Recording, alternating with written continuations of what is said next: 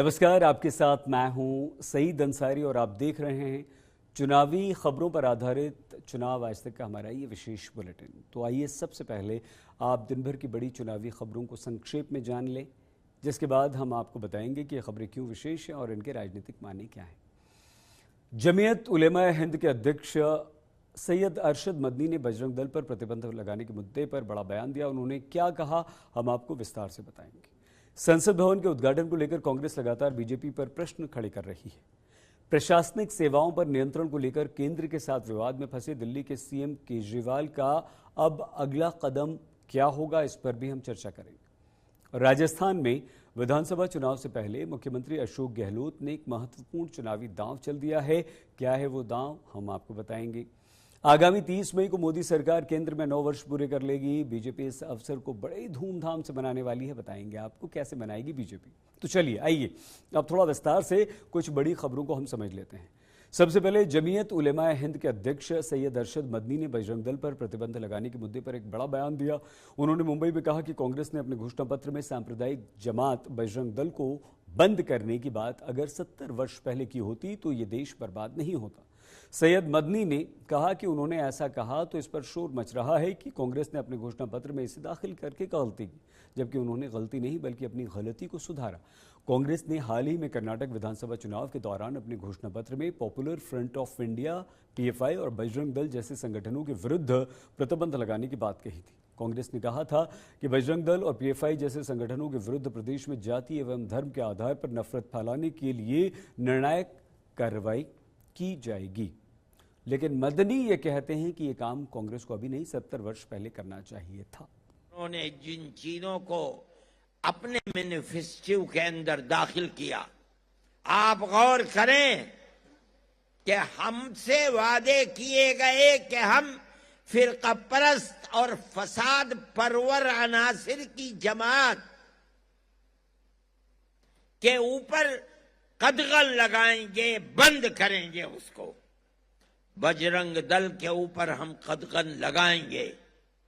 अगर ये तारीख गवाह है इस बात की कि अगर ये स्टैंड उन्होंने आज से 70 साल पहले हिंदुस्तान के अंदर ले लिया होता, इख्तिदार उनके हाथ से न जाता। मदनी के इस बयान पर बीजेपी ने पलटवार करते हुए कहा कि ऐसा लग रहा है कि मानो कांग्रेस और मदनी ने मिलकर चुनावी एजेंडा तैयार किया है। नलिन कोहली बीजेपी के नेता प्रवक्ता ने जमकर मदनी को आड़े हाथों लिया। मौलाना मदनी जी के बयान से और कांग्रेस पार्टी ने जो अपने चुनावी घोषणाएं की हैं, ऐसा लगता है दोनों ने मिलकर कुछ तय किया था चुनाव से पहले। और कांग्रेस पार्टी की सोच आप देख लीजिए, पहले तो राम मंदिर ना बने उसमें रोड़े डाले कि देरी हो, इस समय ना हो सुनवाई, हर प्रयास किया। फिर भगवान राम को काल्पनिक कहा एक हलफनामे में सुप्रीम कोर्ट के सामने, जब यूपीए कांग्रेस की सरकार थी। अब जो है भगवान राम के भक्त बजरंग बली के भक्त सारे बजरंग दल उनके पीछे पड़ गए। और तुलना किसके साथ कर रहे हैं? एक ऐसे संगठन के साथ जो बैंड है, जिसके ऊपर बहुत चिंताएं हुई हैं कि आतंकवादी सोच है, लोगों से गलत लोगों से जुड़े हुए हैं, गलत काम करते हैं। अब ये बयान जब आता है मदनी जी का, तो प्रश्न तो उठेगा कि क्या कांग्रेस पार्टी और मदनी जी ने साथ बैठ के ये एजेंडा बनाया था। 28 मई को पीएम मोदी नए संसद भवन का उद्घाटन करने वाले हैं, लेकिन उससे पहले उद्घाटन को लेकर राजनीति गरमाने लगी। उद्घाटन कार्यक्रम में राष्ट्रपति को आमंत्रित नहीं किए जाने को लेकर कांग्रेस अध्यक्ष मल्लिकार्जुन खड़गे ने मोदी सरकार पर निशाना साधा। खड़गे बोले कि लगता है मोदी सरकार ने सिर्फ वोट बैंक के लिए दलित और आदिवासी राष्ट्रपति बनाया है।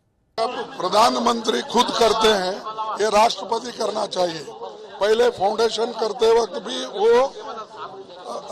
उस वक्त के जो शेड्यूल कास्ट समाज से आए थे, दलित समाज से, उनको फाउंडेशन पे नहीं बुलाया। इस वक्त इस इनॉग्रेशन को भी वो शेड्यूल ट्राइब मुर्मा जी है और ये बोलते हैं हम शेड्यूल कास्ट शेड्यूल ट्राइब्स को इतना महत्व दिया।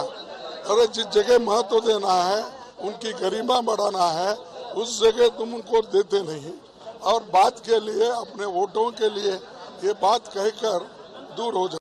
मल्लिकार्जुन खड़गे ने पहले कांग्रेस नेता राहुल गांधी ने नए संसद भवन का उद्घाटन प्रधानमंत्री से कराए जाने को गलत बताया था। उन्होंने कहा था कि नए संसद भवन का उद्घाटन राष्ट्रपति जी को ही करना चाहिए, प्रधानमंत्री जी को नहीं। हम आपको बता दें कि लोकसभा अध्यक्ष ओम बिरला ने पीएम मोदी से मुलाकात कर उनसे नए भवन का उद्घाटन करने का आग्रह किया था। और आइए अब रुख करते हैं अगली खबर का। प्रशासनिक सेवाओं पर नियंत्रण को लेकर केंद्र के साथ विवाद में फंसे दिल्ली के मुख्यमंत्री अरविंद केजरीवाल मंगलवार को पश्चिम बंगाल की मुख्यमंत्री ममता बनर्जी से मुलाकात करने जा रहे हैं। केजरीवाल का प्रयास ये है कि दिल्ली सर्विसेज पर केंद्र के अध्यादेश को राज्यसभा में पारित होने से रोका जाए। इस सिलसिले में केजरीवाल ने बुधवार को एनसीपी चीफ शरद पवार, महाराष्ट्र के पूर्व मुख्यमंत्री उद्धव ठाकरे से भी मुलाकात करने की बात कही है। इससे पहले रविवार को केजरीवाल बिहार के मुख्यमंत्री नीतीश कुमार और डिप्टी सीएम तेजस्वी यादव से मिले। दरअसल दिल्ली में अधिकारियों की ट्रांसफर पोस्टिंग पर केंद्र सरकार के ताज़ा अध्यादेश से केजरीवाल बेहद नाराज। केंद्र सरकार ने इस अध्यादेश के द्वारा अधिकारियों की ट्रांसफर पोस्टिंग का अंतिम निर्णय लेने का अधिकार वापस उपराज्यपाल को दे दिया। केजरीवाल चाहते हैं कि अध्यादेश को कानून बनाने के लिए लाए जाने वाले बिल के विरुद्ध विपक्षी पार्टियां एकजुट हो जाएं। ऐसे में नीतीश ने केजरीवाल के साथ खड़े होने का विश्वास दिया है। तो दिल्ली के मुख्यमंत्री अरविंद केजरीवाल का यह प्रयास है कि विपक्ष उनके साथ राज्यसभा में खड़े हों और इस बिल को पास ना होने दे। तो नीतीश कुमार ने पहले ही ये विश्वास, ये भरोसा उन्हें दे दिया। दोनों की बात सुनिए। मैंने उनसे निवेदन किया, अभी वो पूरे देश के अंदर विपक्ष को एकत्रित करने में जुड़े हुए हैं। मैंने उनसे निवेदन किया कि अगर सारा विपक्ष इकट्ठा हो जाता है, नॉन बीजेपी सारी पार्टियां इकट्ठी हो जाती हैं, तो एक तरह से राज्यसभा के अंदर अगर ये इसको बिल के रूप में लेके आते हैं तो इसको बिल के रूप में हराया जा सकता है राज्यसभा के अंदर। और अगर राज्यसभा के अंदर ये बिल हार गया तो ये एक तरह से 2024 का सेमीफाइनल होगा।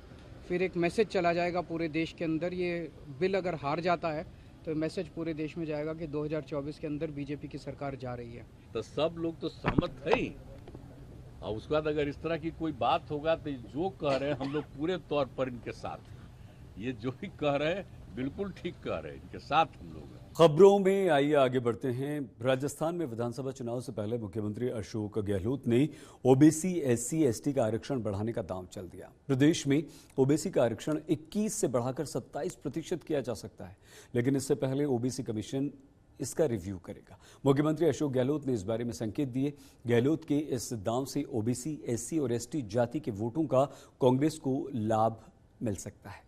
गहलोत ने रविवार को प्रदेश कांग्रेस मुख्यालय में पूर्व प्रधानमंत्री राजीव गांधी की पुण्यतिथि के अवसर पर आयोजित कार्यक्रम में कहा कि ओबीसी की जनसंख्या बढ़ती जा रही है और वो अधिक आरक्षण की मांग भी कर रहे हैं। गहलोत ने कहा कि हम चाहेंगे कि इस बारे में नए सिरे से इसको देखें। इस वर्ष राजस्थान में चुनाव हैं और चुनावों से पहले अशोक गहलोत ने एक बड़ा दांव चलते हुए ओबीसी के आरक्षण में वृद्धि की ये बात कही है। आगे बढ़ते हैं। आगामी 30 मई को मोदी सरकार केंद्र में 9 वर्ष पूरे कर लेगी। बीजेपी ने इस अवसर को हर्षोल्लास के साथ मनाने का निर्णय किया। 30-31 मई को पीएम मोदी की 2 बड़ी रैलियों के साथ बीजेपी के 1 महीने चलने वाले महासंपर्क अभियान का आगाज होगा। पीएम की रैली की शुरुआत हरियाणा, राजस्थान से हो सकती है। सबसे पहले 25 और 26 मई को बीजेपी मीडिया के सामने मोदी सरकार के 9 वर्ष की उपलब्धि गिनाएगी। इस दौरान बीजेपी संसदीय बोर्ड के सभी सदस्य और वरिष्ठ मंत्री मौजूद रहेंगे, जिसके बाद 27 मई को बीजेपी अध्यक्ष नड्डा दिल्ली में बीजेपी हेडक्वार्टर्स में एक बड़ी प्रेस कॉन्फ्रेंस करके 9 वर्ष की अपनी उपलब्धियों की जानकारी देंगे। चुनावी खबरों पर हमारी इस विशेष पेशकश में आज के लिए बस इतना ही। आप प्लीज अपना बहुत ख्याल रखिएगा और चुनावी खबरों से जुड़े हर अपडेट के लिए आप जुड़े रहिए चुनाव आज तक के साथ और हमारे चैनल को सब्सक्राइब करना बिल्कुल मत भूलिएगा। नमस्कार।